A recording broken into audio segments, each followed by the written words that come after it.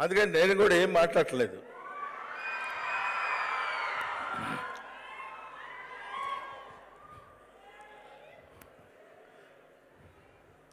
వేదికను అలంకరించిన అతిథి మహారథులందరికీ నా హృదయపూర్వకమైన నమస్కారాలు. ఈరోజు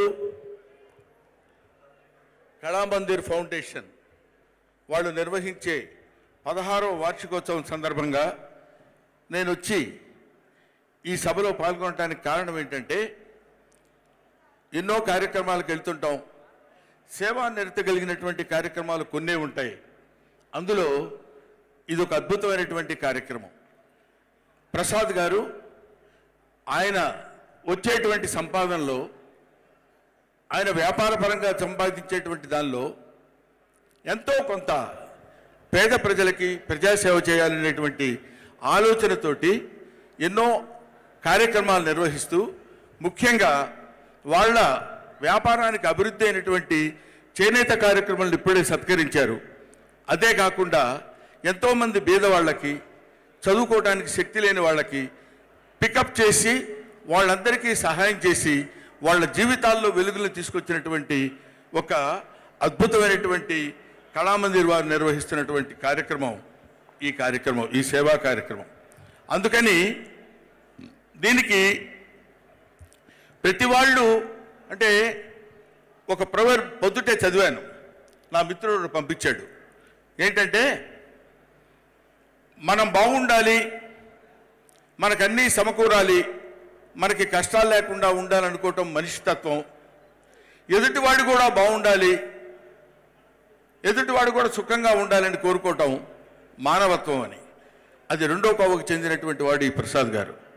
కళ్యాణ్ అనేటువంటి వ్యక్తి ఈ సంస్థను పెట్టి ఇంతమందిని మొబలైజ్ చేసి, ఎందుకంటే ఇక్కడ కూర్చున్నారు గంటా శ్రీనివాసరావు గారు, రఘురామకృష్ణరాజు గారు, ఇదిగో ఇప్పుడే వచ్చాడు మీసాల గడ్డ తిరుపతిలో ఇచ్చి వచ్చినట్టున్నాడు ఈయన. ఆ తర్వాత ఇదిగో మా శ్రీమిత్ర చౌదరి, తర్వాత the great one and only dynamic director mister Boyapati మత్స్య రవి, వీళ్ళందరినీ గ్యాదర్ చేసి వీళ్ళందరూ కేవలం వాళ్ళ వృత్తులే కాకుండా కొంచెం మానవత్వం ఉన్న మనుషులు, ఎక్కడో ఎవరికో సాయం చేద్దాం అనుకునే మనుషులు. ఏది అంటే మీ సైజుకి పెంచాలేమో అంటే మీరు కాబట్టి మీ మానవత్వం ఎంత ఉంటుందండి. మామూలు మాబాటి బ్యాచ్లు కూడా ఉంటారు కాబట్టి ఏదైనా మానవత్వం ఎంత అనేది కాదండి. మిణుగురు పురుగు దాని కాంతి దానికి ఉంటుంది, సూర్యుడి పురికి సూర్యుడి కాంతి సూర్యుడికి ఉంటుంది. రెండింటికి ఉండేటువంటి కాంతి ప్రధానం అనేది ముఖ్యం, మానవత్వం అనేది అది ముఖ్యం. కాబట్టి అటువంటి మానవత్వాన్ని పంచుకొని పుట్టేటటువంటి ప్రతి వాళ్ళు మానవత్వం పరిమళించే మంచి మనిషికి స్వాగతం అని ఒక మహానుభావుడు ఎప్పుడు ఒక కావ్యంలో చెప్పాడు. అటువంటి మానవత్వాన్ని చాలామంది ముఖ్యంగా వ్యాపారంలో ఉన్న వాళ్ళకి రావటం అనేది చాలా చాలా గొప్ప విషయం.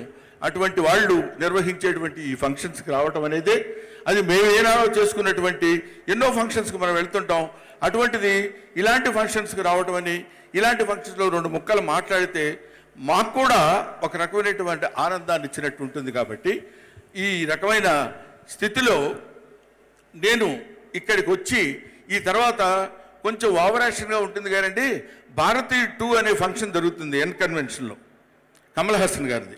ఆ సినిమాలో నేను యాక్ట్ చేశా.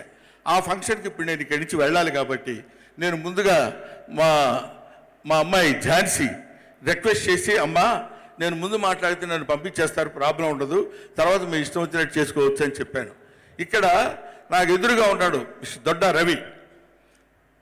ఇతను అంటే మామూలుగా పట్టు పట్టడు, మీ అందరికీ తెలిసే ఉంటుంది. అతని గురించి తెలిసిన వాళ్ళందరికీ తెలుసు. జిడ్డు పట్టినట్టు పట్టి లాగిందాకా వదళ్ళు. మా ఇంటికి వచ్చాడు. నేను సాహిత్య మిత్రుడిని తెలుసు, సాహిత్యంలో అభిమానులు ఉన్నవాడిని, అంతో ఇంతో ఇంట్రెస్ట్ ఉన్నవాడిని తెలిసి శ్రీశ్రీ జీవిత చరిత్రకు సంబంధించిన బుక్ను తీసుకొచ్చి నాకు ప్రజెంటేషన్ ఇచ్చాడు మొన్న రాత్రి. ఇచ్చి, గురుగారు మీరు చదవాలి, మీరు మంచి మంచి పనులు చేయాలి, శ్రీశ్రీ ఎంత గొప్పడో తెలుసా అని చెప్పేసి ఏం చేశాడో తెలియదు, ఇవాళ మనం ఫంక్షన్కి వెళ్ళకపోతే బాగుండదనే స్థితికి తెచ్చాడు. కాబట్టి ఏమైనా ఒక మంచి యజ్ఞానికి నేను సైతం ప్రపంచానికి సమిధనొక్కడి దారబోశానన్నాడు శ్రీశ్రీ. కాబట్టి ఇటువంటి మంచి కార్యక్రమాల్లో మాట్లాడి ఇటువంటి మంచి కార్యక్రమాల్లో పాల్గొనడం ఒక అదృష్టం కింద భావించి నేను ఇక్కడికి రావడం జరిగింది. Thank you very much. ఇంకా మాట్లాడవలసిన వాళ్ళు చాలామంది ఉన్నారు కాబట్టి వాళ్ళందరికీ నా హృదయపూర్వక నమస్కారాలు తెలియజేస్తూ, ఇక్కడి నుంచి స్కాలర్షిప్ రూపంలో కానీ ఏ రూపమైనా అందుకున్న వాళ్ళు ప్రతి పైసా వృధా చేయకుండా వాళ్ళ జీవితానికి ఉపయోగపడే విధంగా చేసుకోవాలని, ఎందుకంటే అలాంటి స్కాలర్షిప్తో పైకి వచ్చిన వాడిని కాబట్టి, నా జీవితం అలాంటిది కాబట్టి వాళ్ళందరికీ చేతులెత్తి నమస్కరిస్తూ you go head and I wish all the best Prasad గారు అండ్ కళ్యాణ్ గారు. Thank you very much.